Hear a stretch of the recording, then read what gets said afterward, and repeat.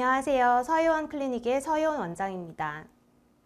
오늘은 ASE를 어떻게 하면 진피층에 효과적으로 약물 딜리버리를 할 수 있는지 장비 프로토콜에 대해서 설명드리도록 하겠습니다.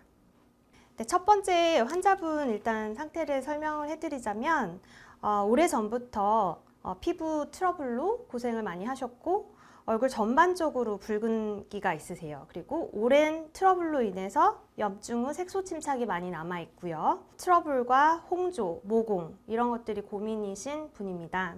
ASE를 일단 전달하는 방법에는 기존의 MTS라든지 롤러, 프락셀과 같은 전통적인 방법들도 있겠지만요. 오늘은 좀 새로운 디바이스를 이용한 프로토콜을 소개해드리고자 합니다.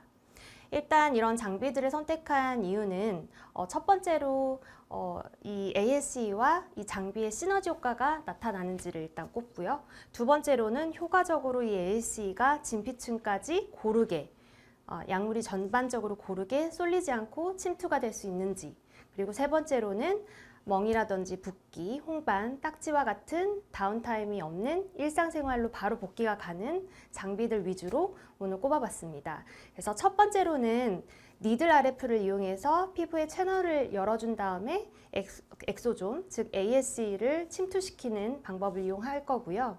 두 번째로는 LDM이라고 하는 초음파 장비를 이용해서 LDM과 시너지를 효과를 내면서 엑소존을 침투시키는 방법, 그리고 세 번째로는 코레지라고 하는 플라스마를 이용해서 피부의 마이크로 채널을 뚫어준 다음에 엑소존을 침투시키는 방법, 이렇게 세 가지 프로토콜을 소개해 드리도록 하겠습니다. 네, 일단 이 환자분은 코레지 장비를 이용해서 플라스마를 이용하여 마이크로 채널을 열어준 다음에 ASE를 침투시킬 건데요. 이런 플라스마를 일으키는 장비는 레가또와 같은 다른 플라스마 장비들을 이용하셔도 좋습니다. 다음과 같이 네 가지 모드 중에 일단 롤러 모드를 선택을 할 거고요. 보시면 미세한 침이 이렇게 달려 있습니다. 그래서 이 롤러를 통해서 강한 고주파가 동시에 나가면서 공기와 접촉하면 플라스마가 발생하면서 스파크가 튀게 되는데요. 그러면서 프락셀과 같은 강한 상처를 내는 것은 아니지만 피부의 미세한 채널을 열고 상처를 내기 때문에 약물이 좀 더 효과적으로 침투가 될 수 있도록 설계가 되었습니다. 먼저 처음에는 아무것도 도포하지 않은 맨 피부에 플라스마를 먼저 깔아줄 텐데요. 약 1분 정도 세팅을 하고 플라스마를 이용해서 피부 채널을 열어주겠습니다. 시작할게요. 약간 따끔하실 수 있거든요. 보기에는 아무런 흉터가 없지만 플라스마가 공기와 반응하면서 약간의 환자분들은 따끔따끔 거리는 느낌을 느끼실 수가 있고요. 피부에 미세한 통로가 열어지게 됩니다. 두 번째로는 파워를 올린 다음에 ASE를 도포를 한 다음 침투를 시키겠습니다.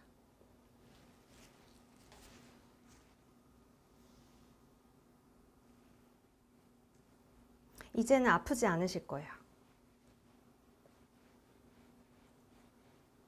초반에는 이제 맨 얼굴에 이제 스킨에 플라스마를 쏘게 되면 약간의 따끔거리는 느낌이 있는데요. 이렇게 ASE나 다른 약물들을 도포한 다음에 플라스마를 쏴주면 통증은 거의 없고요. 편안한 느낌으로 시술을 받을 수 있습니다.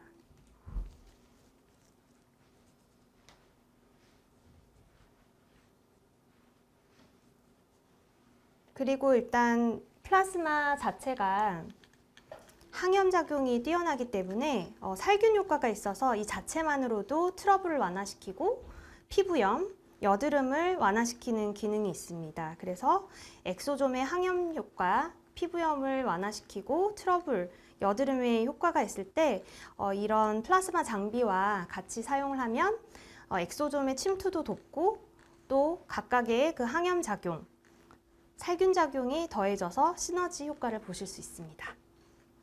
이 플라스마를 이용한 장비를 이용해서 ASE를 침투시킬 때 특별히 주의할 사항은 크게는 없는데요. 피부에 상처가 있어서 피부 표피가 아물지 않은 상태에서는 플라스마를 쏘게 되면 좀 자극이 될 수 있기 때문에 어느 정도는 그 상처가 조금 아문 다음에 그 상처를 재생시키고 회복을 돕는 목적으로는 쓰셔도 좋을 것 같고요. 주의사항은 크게 없지만 시술 후에 많이 예민하신 분들 같은 경우에는 일시적으로 홍반이라든지 각질이 조금 일어날 수 있지만 보습을 잘 해주시고 후처치료 진정관리를 잘 해주면 특별한 문제는 없습니다. 사실 이 ASE는 그냥 도포만 하더라도 큰 진정작용과 재생작용, 항염작용이 있는데 플라스마를 이용해서 마이크로 채널을 열고 지금 침투를 했을 때 즉각적으로 피부톤이 환해지면서 지금 붉은기가 많이 진정된 걸 볼 수가 있거든요. 아무래도 이제 피부 겉표면을 좀 다루다 보니까 리프팅이나 탄력보다는 피부 결이나 모공, 색소 이런 쪽에 좀 더 타겟해서 대상군을 잡으시면 좋을 것 같습니다. 네, 이렇게 해서 일단 플라스마 채널로 ASE를 1차 침투를 시켰고요. 이어서 이 코레지 장비의 세라믹 도자를 이용해서 고주파를 이용해서 나머지 ASE를 침투시킬 건데 남은 ASE 용액은 이렇게 재생 크림이나 수분 크림에 믹스를 해서 도포를 하면 됩니다. 그래서 보통 고주파를 할 때 고주파 크림을 이용하시는데 아무래도 이제 피부 채널을 열어놨기 때문에 단순히 그냥 고주파 크림보다는 뭐 재생 앰플이라든지 재생 크림을 이용해서 ASE 남은 용액을 믹스해서 해주시면 더 좋고요.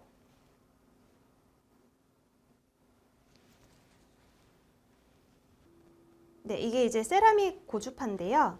세라믹 도자를 통해서 16가지의 파장이 동시에 이제 지금 나가고 있습니다. 그래서 좀 더 열감이 깊숙이 들어가면서 나머지 약물 흡수를 도와주고요. 이 자체로도 피부 탄력이나 피부 재생 효과를 기대할 수 있습니다.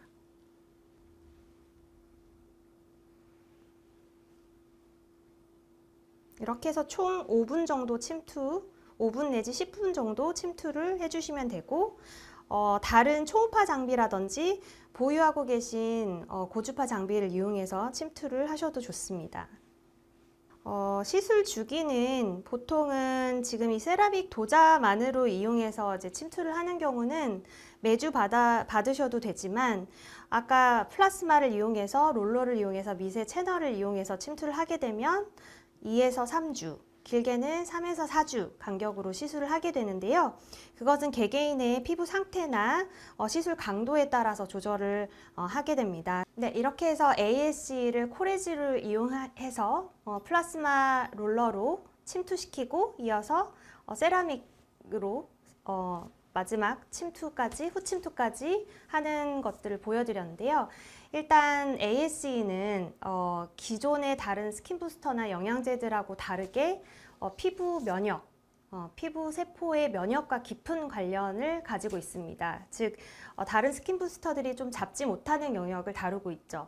피부에 피부염이 있다든지 여드름, 염증이 심하다든지 그래서 사이토카인을 차단시켜서 여드름을 좋아지게 하고 또는 난치성, 아토피라든지 지루성 피부염, 주사비 피부염과 같이 정말 예민하고 다루기 힘든 피부들에 있어서 효과를 많이 줍니다. 그래서 아무래도 장비 선택을 할 때도 그 예민하고 다루기 힘든 피부들을 대상으로 상처를 낸다든지 프락셀과 같이 강한 에너지를 조사를 한다든지 MTS와 같이 피를 내서 우리가 인위적으로 채널을 열어가지고 침투를 시킨다든지 이런 방법보다는 조금 더 오늘 환자분도 지금 피부가 굉장히 예민하고 붉고 홍조가 항상 고민이신 분이에요. 그래서 이런 예민한 피부들에 있어서는 어떤 장비를 선택할지를 이제 생각해 보시면 이런 플라스마를 이용해서 미세 채널을 이용한 방법이 적합할 것 같고요.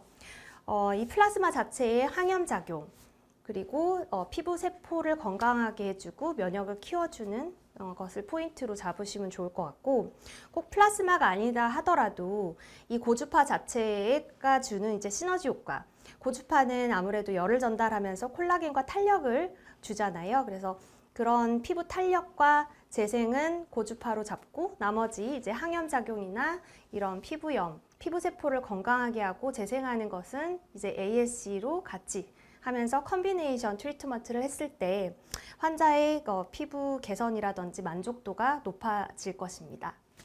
네, 두 번째 케이스를 보여드릴 건데요. 이 환자분 같은 경우는 전반적으로 생리주기에 맞춰서 턱 주변에 트러블이 고민이시고 또 넓어진 모공, 그리고 홍조, 그리고 T존 부위에는 유분기가 있지만 다른 볼 쪽이라든지 다른 부위는 또 매우 건조한 그런 복합적인 문제를 가지고 계신 분입니다. 그래서 일단은 이 트러블, 피지 분비 조절을 해줘야 되고 또 모공을 조여줘야 되고 하지만 또 동시에 매우 건조하고 또 홍조도 있으시고 복합적인 문제가 있기 때문에 이번 장비는 니들 RF를 사용해서 엑소존, ASE를 침투시키는 방법을 선택을 했는데요. 보통 우리가 모공을 줄이는 방법이라고 하면 보통 프락셀과 같은 그런 CO2 프락셔널 같은 레이저를 많이 선택을 하게 되는데요. 그렇게 됐을 때 아무래도 다운타임이 꽤 길죠.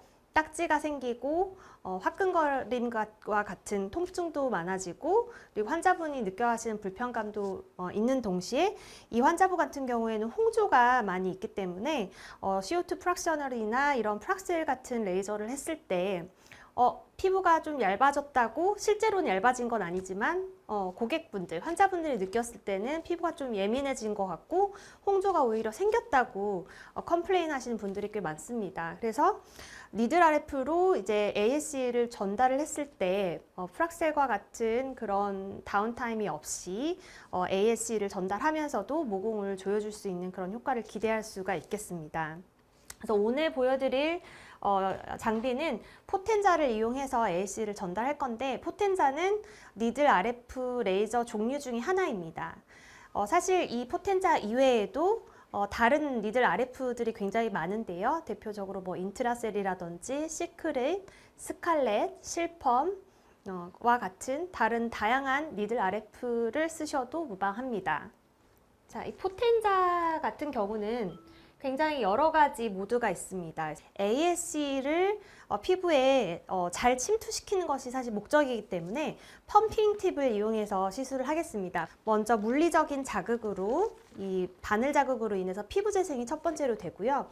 두 번째는 이 피부층 안에 바늘이 삽입이 됐을 때 고주파가 나가기 때문에 다른 프락셀과 같이 피부 바깥에서 레이저가 나가서 피부 겉표면에 상처를 내거나 딱지가 생기는 그런 다운타임이 없습니다. 그리고 세 번째는 이 펌핑 팁 자체가 레이저가 이제 나가면서 바늘이 이제 나가거든요. 그랬을 때 처음에는 피부를 빨아당기면서 바늘이 나갑니다. 그리고 바늘이 삽입이 됐을 때 고주파가 나가고 바늘이 빠지면서 그 압력 차이로 인해서 그 뚫린 그 홀, 구멍으로 그 뚫린 홀, 구멍으로 스킨 부스터가 주입이 되는 그런 원리입니다.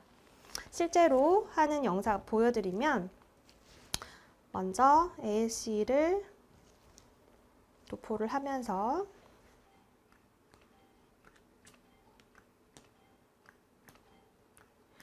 통증 자체는 사실 다른 니들 RF에 비해서 그렇게 심하지는 않고요. 다운타임 자체도 하고 나서 홍반이 약간 두세 시간 정도 있다가 사라지게 되는데요. 기존의 환자분이 이제 홍조를 가지고 있다든지 불금증이 심한 경우는 한 하루 정도는 붉은 정도가 지속될 수 있습니다. 그래서 바늘이 들어갔다 나왔다면서 먼저 물리적인 자극을 주고 그럼으로 인해서 피부 재생을 촉진시키고요. 바늘이 피부층 안에 삽입이 되면서 이 진피층 안에서 고주파가 나가게 됩니다. 그리고 세 번째로는 단순히 고주파가 나가는 것뿐만 아니라 지금 도포한 ASE가 피부층 안으로 압력 차에 의해서 충분히 침투될 수 있는 그런 세 가지 효과를 동시에 볼 수 있는 시술이라고 봅니다. 그래서 일단 지금 ASE는 모공 탄력에도 굉장히 좋은 스킨 부스터이거든요. 근데 우리가 사실 모공을 조이려면 굉장히 많은 에너지를 피부에 조사를 해야 됩니다. 물리적인 자극도 줘야 되고요.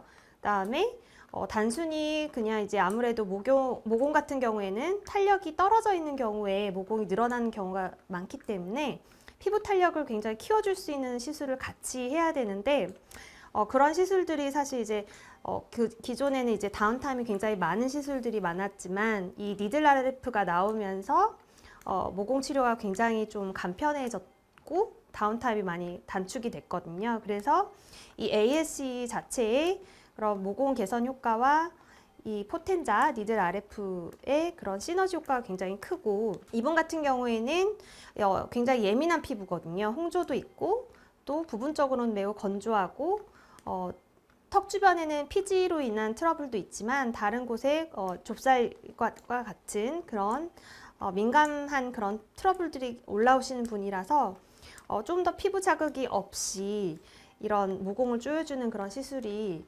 필요한데, 니들 RF 같은 경우에는 기존의 프락셔널 레이저보다 그런 다운타임에 있어서 굉장히 이점이 있습니다. 이렇게 해서 한쪽 면이 시술이 끝났고, 이제 코 부분이 주로 이제 모공이 많은데요. 이런 굴곡진 부분 같은 경우에는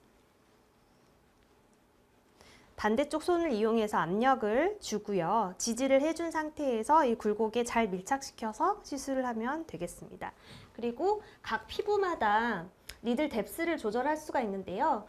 사실 이제 이 ASE가 효과적으로 가장 잘 적용하려면 진피층, 그 중에서 진피 상부에 작용을 하면 제일 좋습니다. 진피 상부는 이제 파필러리 더미스에 해당하는데요. 각 피부마다 아무래도 코 쪽은 모공이 피부가 좀 더 두껍기 때문에 조금 더 니들 깊이를 두껍게 설정하면 좋겠고, 눈가와 같이 피부가 얇은 부위는 좀 더 니들 뎁스를 얇게, 그리고 이마 이런 부위도 니들 뎁스를 좀 얕게 들어가면 좋습니다.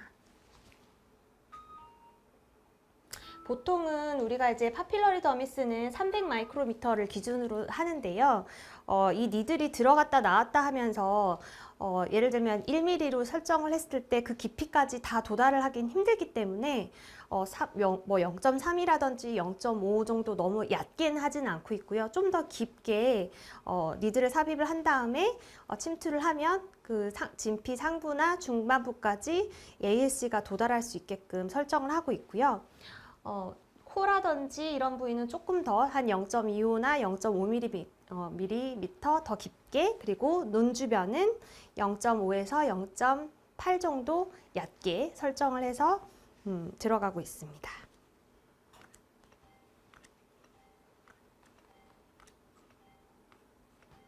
사실 효과는 크게 기존의 엑소존 단독에 비해서 크게 다를 바 없을 거라고 생각했지만 환자분이 주시는 피드백 자체는 굉장히 더 컸어요. 그래서 기존의 엑소존 단독을 했을 때보다 이렇게 포텐자를 했을 때 제일 만족도가 크다고 하셨던 분들도 많거든요. 그 이유는 아무래도 이 니들 RF가 주는 강력한 콜라겐 재생 효과, 그리고 탄력, 모공 개선 효과가 컸기 때문에 이런 ASE와 그런 시너지를 내는 좋은 레이저라고 봅니다. 네, 이렇게 니들 RF, 오늘은 포텐자를 이용해서 ASE를 시술을 했는데요. 시술 간격은 기존에 똑같이 니들 RF 시술 간격을 지켜주시면 되고, 보통은 3, 4주 간격으로 시술을 하고요. 시술 후 주의사항 같은 경우에는 시술 직후에는 다음과 같이 홍반이 있거든요. 보통은 2시간, 4시간 정도면 호전이 되지만 붉은기가 있으신 분들은 하루 정도 지속이 될 수 있다는 점, 그 외에 특별히 주의사항은 사우나라든지 찜질, 이런 자극적인 세안을 한다든지 피부에 자극 주는 행위만 3, 4일 정도만 하지 않으시면 큰 부작용 없이 할 수 있습니다. 네, 방금 이제 니들 RF를 이용해서 ASE 시술을 하신 분인데요. 후처치로 LDM을 이용해서 나머지 ASE를 침투시키면서 후관리, 후처치를 하는 것을 보여드릴 겁니다. 네, 이 LDM 장비는 다른 여러 가지 시술 전후에 많이 쓸 수 있는 장비인데요. LDM 자체만을 가지고 ASE를 침투시키는 목적으로도 많이 사용을 하고 있습니다. 그래서 일단 시술하면서 보여드리면요. 남은 ASE를 얼굴 전체, 지금 이제 포텐자 시술을 하고 니들 RF를 시술을 하고 약간의 열감이 있는 상태거든요. 그 상태에서 바로 이제 다 흡수를 시켜주시고요. 남은 엑소존을 얼굴 전체에 도포를 해서 흡수를 시켜준 다음에 초음파계를 도포를 하고 시술을 하겠습니다.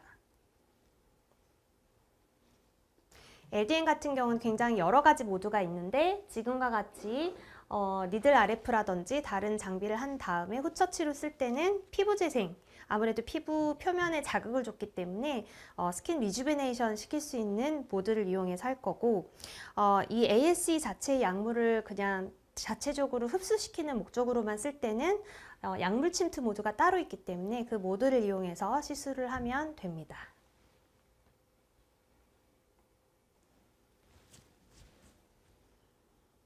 사실 이 LDM이 ASE와 굉장히 그 효과 면에서 또는 이 근본적인 효과 면에서 굉장히 좋은 시너지를 주고 있다고 생각을 하는데요.